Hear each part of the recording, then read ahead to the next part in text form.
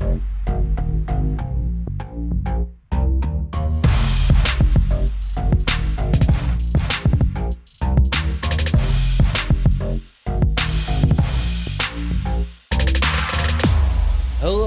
and welcome to Rural Concerns, the podcast for countryside fiddlers and big city diddlers. I'm Chris Cantrell, and it's a pleasure to be inside your ears. Can't fucking call me a diddler. You can't. Come on. You can't. Just read the line. Had I seen this document before this current moment? I sent it on Monday. I'm Lord Patel, but you can call me Dr. Fucks All Night Baby, and my catchphrase is, you have to tell me if you're 18. And I'm producer James. Hello, James. Chris, we had a WhatsApp conversation about the intros, and you said that they needed to say more what the show was about. And you also write the scripts. And that was before Monday. Yeah, I sent a snippy email, but it was like, we need to, come on, guys. You need to say it. You need to say your names and say what the podcast is. So you're Chris Cantrell and Sunil Patel. It's a podcast. Dr. Fucks All Night. Well, I mean, it's a podcast about city life and countryside life. It's basically Country File for people who fuck all night.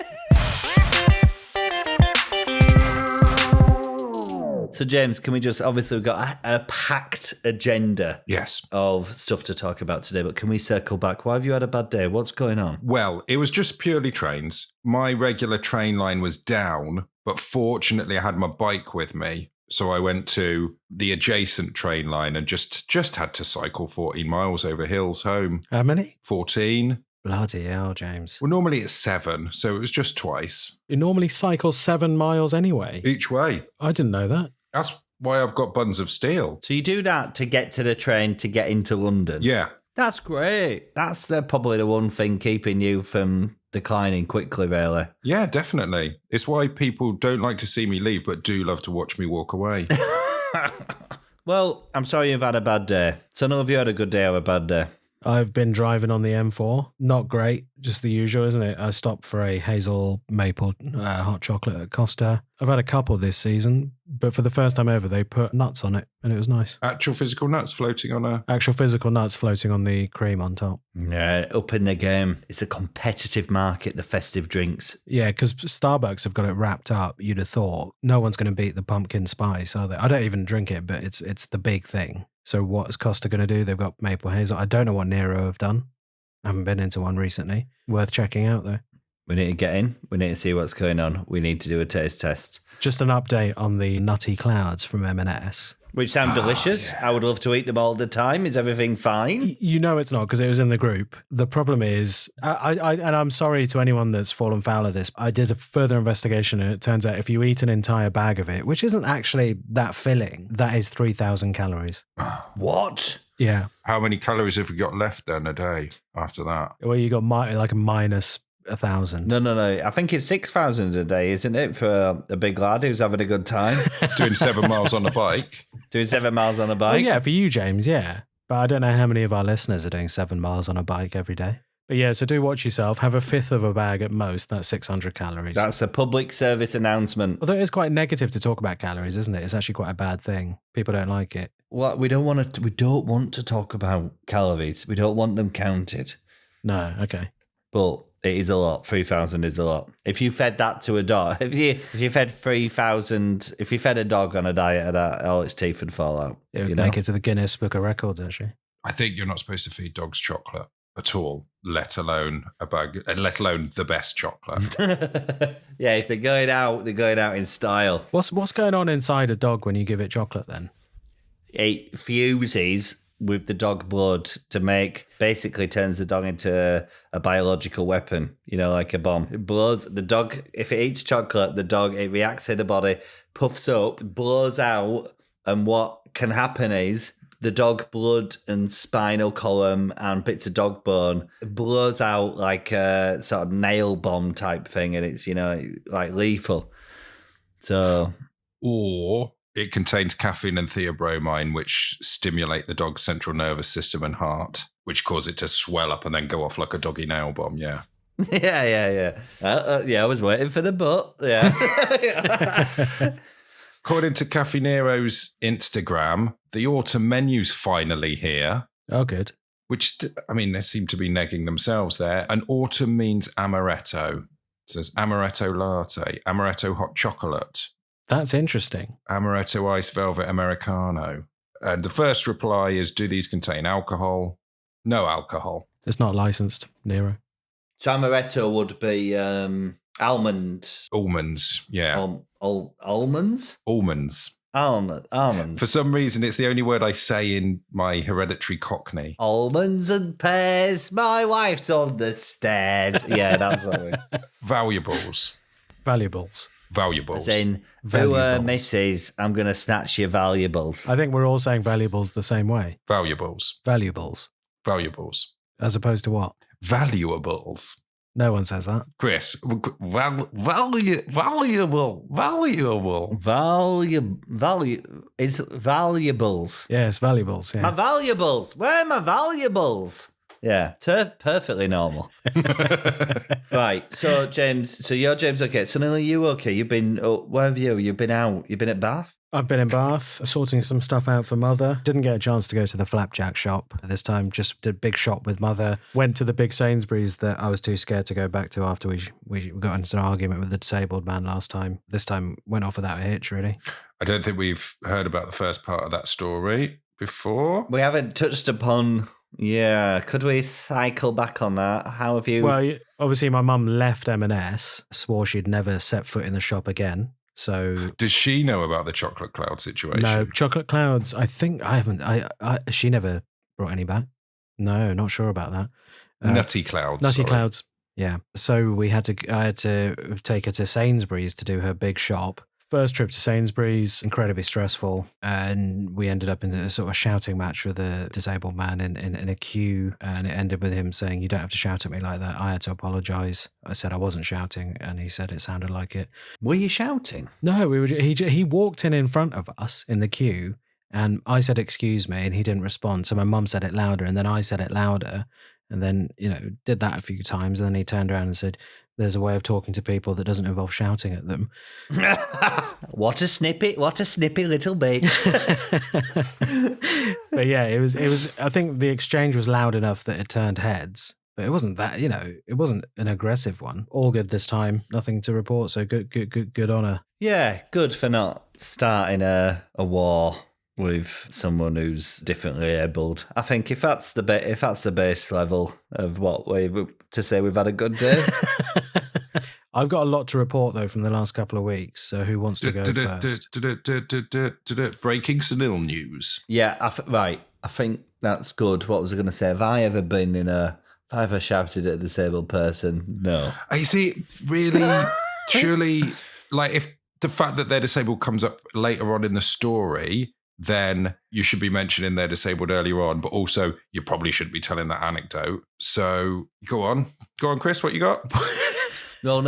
I'm in. Like, we'll come to something, but today's a bit of a mad episode because I'm actually broadcasting from London. Put the sting there.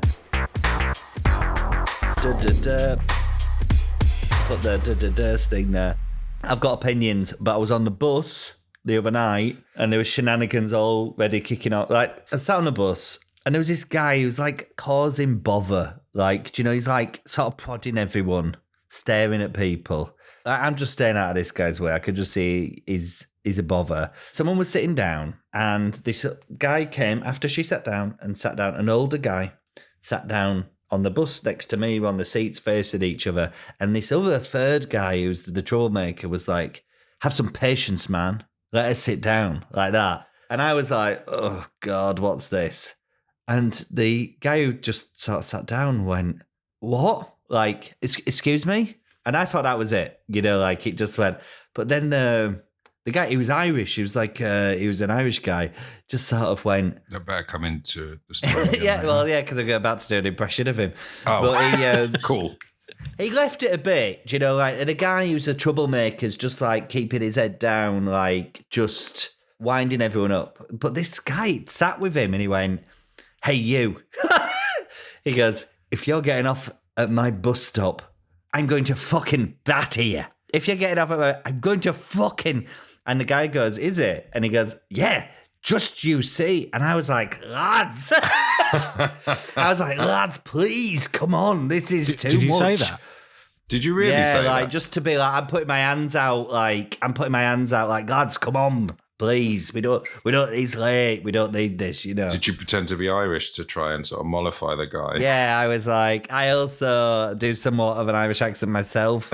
I'm also somewhat of an Irish. I'm also somewhat of an Irish. I'm married to an Irish. Anyway, he's coming to the live show. Right, hang on. What made the aggressive man so angry about the other man? The other guy gave him some shit, saying he sort of sat down when he shouldn't have done because this woman...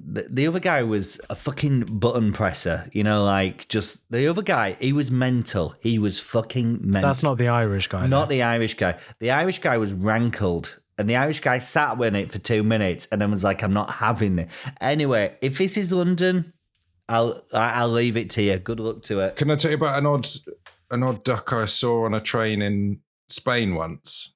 Man or duck? It was a man. But he was an odd duck. So we were going on one of them big cross-country European trains that are quite fancy, and we hit a person. So the train stopped and stuck for, I think, about 4 hours. We're all sat on this train, and there was a guy who was kind of already edgy before all this, and he got edgier, and he was getting really sulky. There was a film on. It was quite one of them. It was like a cross country train, which was quite, you know, it was a bit like a plane flight kind of thing.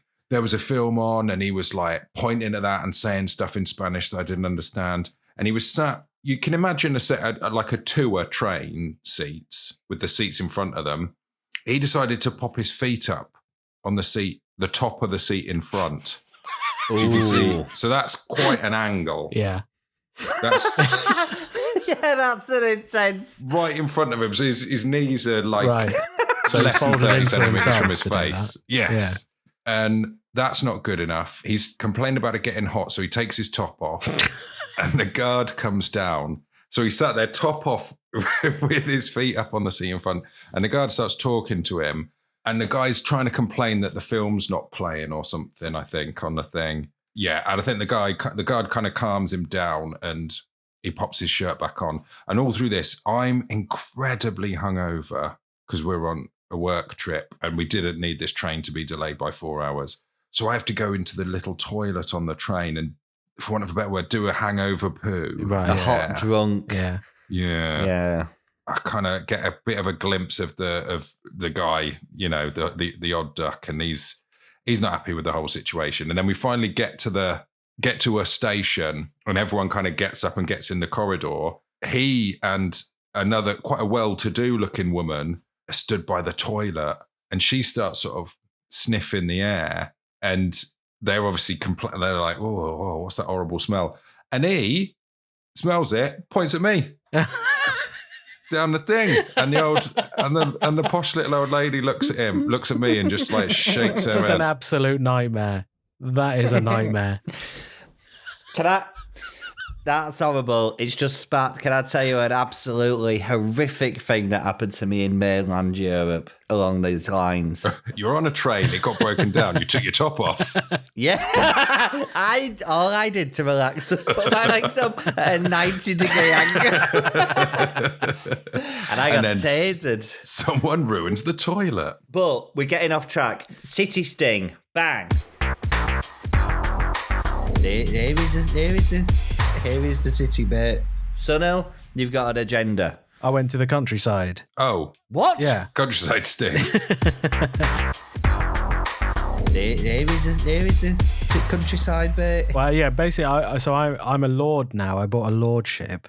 So you can actually call me Lord Patel now if you like. Actually, well, okay. Yeah. The day that I call you Lord Patel is the day that I'm going fucking out in a box. I'm done. Yeah, but what that means to me is that you hold everyone who's called Lord in high esteem, whereas I just think they're normal people. So I'm happy to call them that because they want to be. They are now your peers. They're not normal people. They're the parasite class. The landlords. And it cost me like 50 quid. Can I be one? Yeah, I'll send you the website. You could be Lord Thick Dick Cowboy. You can put whatever name you want on it. Break it down. Yeah, obviously I can't go into the House of Lords, but I can put Lord down on my driving license, not my passport, my driving license. Where are you on the list? Like the king? Nowhere near. Off. The king wants to take Malta, the province of Malta. He needs his strongest men. He's not calling me, no. How big a King Ralph situation before it's King Patel? Yeah, I'm actually not on the list, I think. Yeah. But basically... Not on the list. Still technically above Harry. Only in your mind, Chris. But anyone can buy one. What he's done to his poor dad. But yeah, you basically buy it. You get 5 square feet of land in Scotland. So I went to have a look at it. You went to Scotland? Yeah, it was like 2.5 hour drive from Glasgow. Went on the Caledonian Sleeper. Lovely. Oh. And then on the way back, went through Chris's neck of the woods. Yeah, so he sent me a photograph from Carlisle train station. Yeah. I was like, oh, I know that bleak, desolate train station. I'm there kind of at least twice a week, really, to do, isn't it? What blows my mind is that it's bigger than Bath Spa. The station? Yeah, Carlisle station would be. It's not the busiest station you've been in your life, but to me, this sort of stuff indicates, like the prominence of what a place was. Like I was like Bradford. Bradford has the same. It's almost like a carbon copy of the same town hall as Manchester. I know. Yes. This is the second episode that you brought this up, Chris. Your one-man crusade to raise Bradford up to its, in your mind, fallen glory. You are on me. Just the minute that I talk about Bradford, repeat myself in every episode. Like, this is persecution. Tell us about Little Germany again. It's a tiny little place that doubles up for Germany in the war. So they film a lot of films there. They film a lot of films. Do you know what? I don't need this. I don't need this second. But right, so you're a lord. So this is quite a big update. Yeah. And you've got 5 foot of actual land as well. Yeah, I got 5 square foot of land, and they basically sell off parcels of this land and then use the money for conservation purposes. So yeah, it's doing a good thing as well. But yeah, anyone who buys a patch of land there is called a lord. So I got a lordship, got a hoodie and a certificate. Is it like an ermine hoodie? No, it's just sort of like cheap cotton. So that was an extra 30 quid. So that actually cost, I think, almost as much as the land. So traditionally, like in the medieval ages, the land people would work the land for the lord. Yeah, no one would own it, would they? So anyone who owned land was a laird or a lord. So yeah, technically I'm a laird. Yeah. It was a manorial sort of system, wasn't it? The lord oversaw a district on behalf of the king, and there was a whole ecosystem of people under that were freemen, villains they were called, I think, that were... What are they? I don't know exactly, but they're basically people that were in servitude to the lord. Like a freeman is someone that could work for the lord and be paid, but a villain was someone who had a manorial debt to pay. Oh, right. I think they could eventually work their way out of servitude for the lord, but it was a whole ecosystem. I could see James, you don't need to be Googling it. I can see in your glasses, I can see in your face, suddenly bright white like a ghost. James, it's way better if you let him just bluster his way through it and then at the end completely undercut him with the facts. Yeah. I've read a book. I'm 2/3 of a... What book? I'm halfway through a book about medieval times. Key stage. Honestly... Don't take the piss. Like my friend Jack, who's a history teacher, I was saying, listen, what are the good books for learning about medieval times? And I said, I just want to know about how castles work and stuff. Like what goes on in them? Yeah, like the day-to-day logistics of running a castle. Osborne, how does a castle work? Yeah, that's what Jack said. Jack said, he was like, honestly, look at textbooks, GCSE grade, because there lots of information, but he said history textbooks, like academic history books that are about faith. He said it's just like an absolute wall of text. Whereas if you're interested in this sort of stuff at this level, these books for GCSE grade children break down lots of information in very digestible chunks. And for somebody who has focus, attention related issues, I don't want to label it more than that, it's quite good for just ingesting a little bit of... What's wrong with YouTube? Like normal people. I can't be doing with YouTube. I saw some good stuff on the Crusades on there. What's wrong with that? I can't be. You don't know. It's... Did you, Sunil? Hold on. It's acted out. You're reading about that, but it's acted out by some 35-year-old guy from Canada, recreating it all with toy figures. I don't think that's healthy. And they had words for men like that when I was a kid, and it wasn't content creator. That's all I'll say on that. I took a photo of the Games Workshop in Glasgow for you, actually. Oh, thank you. Can we put it in the Patreon? Yeah, pop it in there. Yeah, if you people want to pay for that, then that's in there. yeah. And you can get access to that for less than £5 a month. I mean, I don't know. So you're a lord. Anything else to report? I don't know. I need to come back on the lordship. I need to think about... Apart from becoming a lord, what else have you done? I went on a night out in an area of London I've never really gone on a night out in before. It's a little area called Mayfair. Oh, is that because you're a lord now? I was going to say Chaffsley Murrows, but I was making it up. It don't exist. It's just... No, I did a gig, and then the owner of the bar said, do all you comedians want to come to the other bar I own? Absolutely crazy. Never even would have considered going to that area of London. Anyway, she took us down these stairs, this blank door, opened it. There was a man on a piano in the middle of the room just playing piano, just incredibly flamboyantly dressed people in there. There's only about 10 people in there, but it was absolutely packed. It was tiny. And then I left. Is it like a private members club? Not even private. It's just a little sort of speakeasy type of vibe. I'm obsessed with London. Like when you're in London, knock, knock, knock, what's behind that door?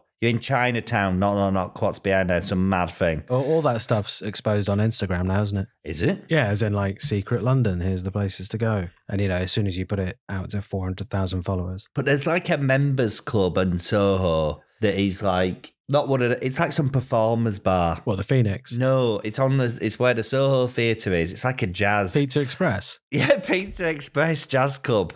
No, it's not that. Right, I'm going to find it. It's called something like Boozy O'Flanaties or something like that. It's a knock, knock, knock. And behind is a theatre show bar. So everyone in there is like everyone's like us in there. These are show people. These are our people. It's guys with silk scarves on. It's drag artists out of makeup. It's guys doing soliloquies, just trying to get their audition right. It's like that one, which is that Mexican bar / restaurant inside the you go in the sex shop, you open the door to the sex shop, there's someone there on a counter with loads of dildos and that, and you go, I'm just here for a couple of drinks, and they send you downstairs. I've been in the bar of a Mexican restaurant that's after hours for people who work in restaurants. Oh, where's that? But I don't remember seeing any dildos. It was in Soho. Yeah. And it was probably next to a sex shop. Is it El Cam? Yeah. I think that's just a restaurant upstairs, Sunil. Yeah, it's a restaurant and then it's a nightclub downstairs. Yeah, for people who work. Is it for workers? Like in restaurants and stuff, yeah, for after hours. Oh, so we can't really go in there. This is the first episode we've done where I'm in the country and you're in the city, isn't it? Yeah, this is a topsy-turvy, bizarro episode. And James is fuming. James is fuming about it. Yeah, so I'm in the city, shenanigans on buses. But you texted me saying, are you free on Monday? I've got nothing to do. You're in the greatest city in the history of civilization. Well, I did have stuff to do. I went for a meeting, but in the evening, I was tired, so I just went to bed. That's the classic Londoner, yeah. But I had a couple of meetings, do you know what I mean? I was moving and shaking, waiting. Did you go to the cinema? No, I was going to do, but the times didn't quite line up. I've got lots of bits and pieces to do.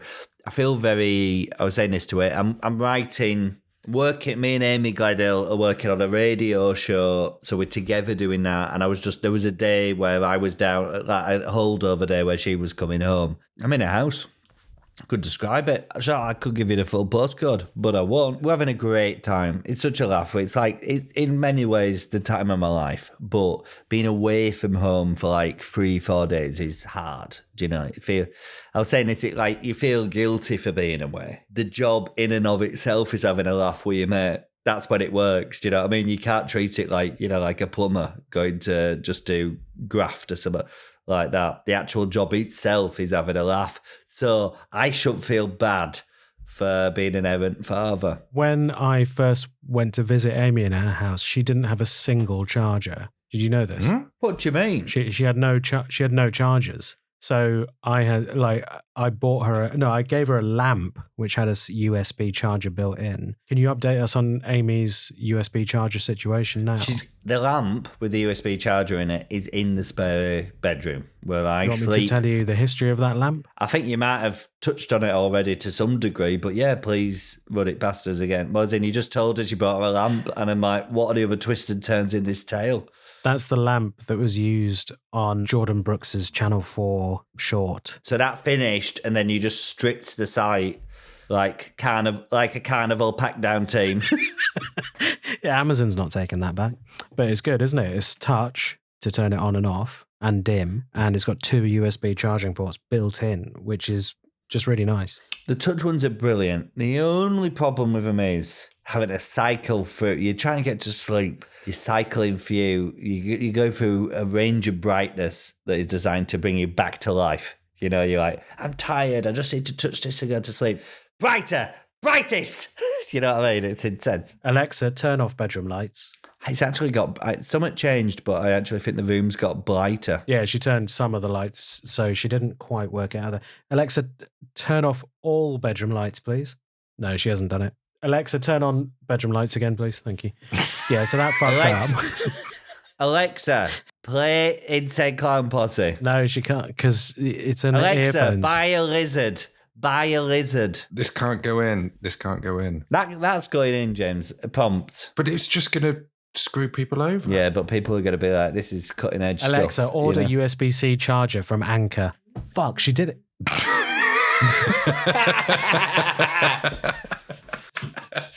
I believe that Anchor should send us, like the NPD product development stuff. Like, what are they working? What's NPD mean? James, it means new product development, okay? I used to work in a corporate space, and I'm sorry, and I will not apologise for that. Yeah, I think they should be sending us like what they're working on, like what the next chargers are. Yeah. What charger did you take with you? I take the ones that you told me to take. I've got the Anchor portable one I got the one with the cable bot in. Don't sigh, James. Don't sigh audibly and with your face on the video. There's an Anchor like portable charger. I got the one with the wire built in because it was a good Prime Day deal. I take that with me every time. That's been a lifesaver. I can't believe I didn't have a portable power bank. And I've got the other Anchor double charger, and I've got one beside my bed at home that stays next to my bed. And I've got the one that I've got now with me, comes with me out and about, and I feel like I've leveled up. And it's all thanks to Sunil Patel's affiliate links. Well, some of our plugs in the walls in the house, the sockets or whatever, they have the USB holes in them. Are we fools? Oh, because of the move to USB-C. Yeah. I mean, I don't think you could have foreseen that. Technology moves faster than... But then why should we have done it with the plugs anyway? The plugs have been fine. They've been fine for 50 years. That's interesting. But yeah, you're right. I think, you want to, when you have the choice, you think, go on then, that looks quite interesting. And the cost increase is negligible, isn't it, over a normal plug? Yeah. And once they're in, it is quite like in certain places, it's incredibly useful because it frees up a plug, socket. Don't know which way, what's the right word? That's the thing. The thing is, for me, it wouldn't be that useful because, and this might blow your mind, I don't use USB at all. What? I only use USB-C. Really? Yeah, Chris is shaking his head. Yeah, which is great until you crash into anything in the real world. Do you know what I mean? The places that you hang out. I need to go to every shop is retrograded USB. Every shop has got USB chargers. So you take your little, like USB-C, you're basically living in Neo Tokyo in the year 2750. On my keyring, I have a multi-cable that does USB-C. Have you got it with you? I'm just going to go out on a limb, James. I don't want to tell you your job, but I don't think we need to see that cable. I'll send you a link. Maybe you can put it in the Patreon. Thank you for the people in the Patreon that have asked me for help with stuff on Which magazine. Honestly, when I was asking you stuff, like your connection to this, your input to this podcast is negligible. But I could feel tangible excitement off you when someone was asking your opinion on what to buy. Because as well, the thing that they wanted to buy is not something that's covered by Which magazine, but you couldn't not be wrong, or not. You couldn't not have an answer So you still went away and did the work. It was great. I did the work. You don't want to let people down when they expect so much from you. That's a good maxim to end the episode, perhaps. Something to think about. Stuff we've read off the Google document. Fucking zero. You've not There's popped a the Google Google document in the drive. I sent it to you the other day. You've not put it in the chat. I put it in the chat. When? What day? Was it today? Is it before today? That's not like you.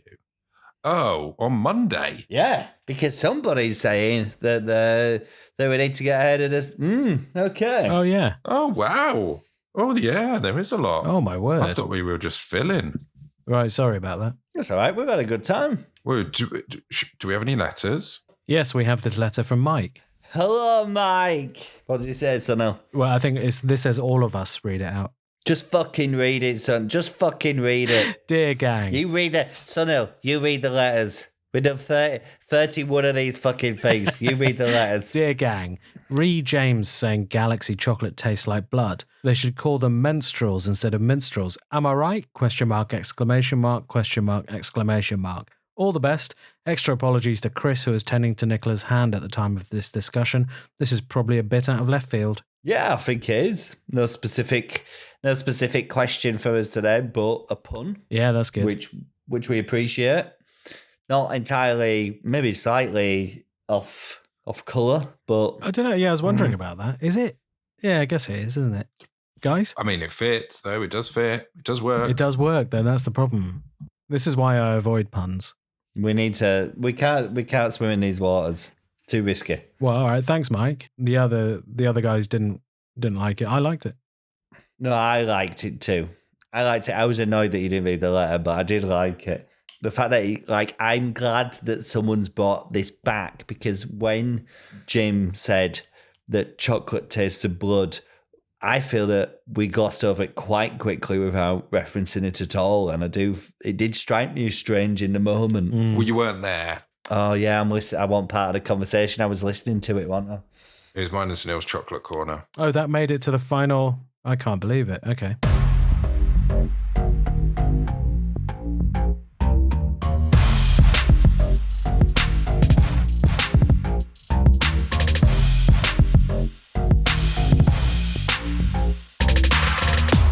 Thank you for listening to Rural Concerns. If you have a rural concern, email us at christopher@alovelytime.co.uk. We'll discuss it. We accept puns. The best way to support Rural Concerns is through Patreon. For less than $1 you'll get regular bonus episodes plus access to our online Discord server, The Creamery. I burped while I said creamery.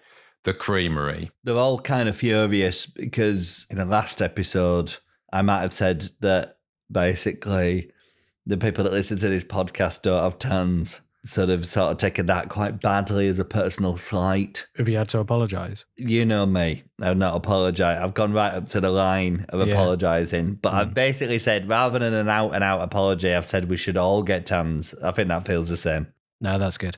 So if you want more of that, head to patreon.com/rural concerns. The other best way to support us is to leave us a 5-star review on Spotify and Apple Podcasts. Yes, and just FYI, it does have to be 5 stars.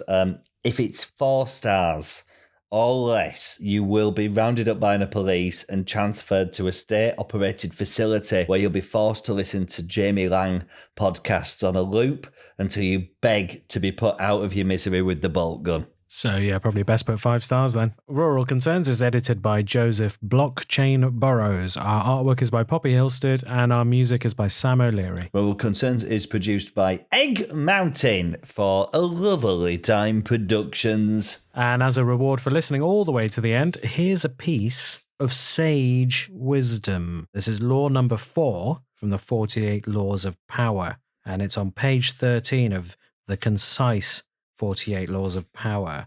Always say less than necessary. When you are trying to impress people with words, the more you say, the more common you appear, and the less in control. Even if you say something banal, it will seem original if you make it vague, open-ended, and sphinx-like. Powerful people impress and intimidate by saying less. The more you say, the more likely you are to say something foolish. I feel that's a personal dig. Yes, it is. When a baby's crawling around, it's a bit like it's on 4 legs. If a dog was wearing a crown, people might call it my liege. And that, as they say in the podcasting industry, is that.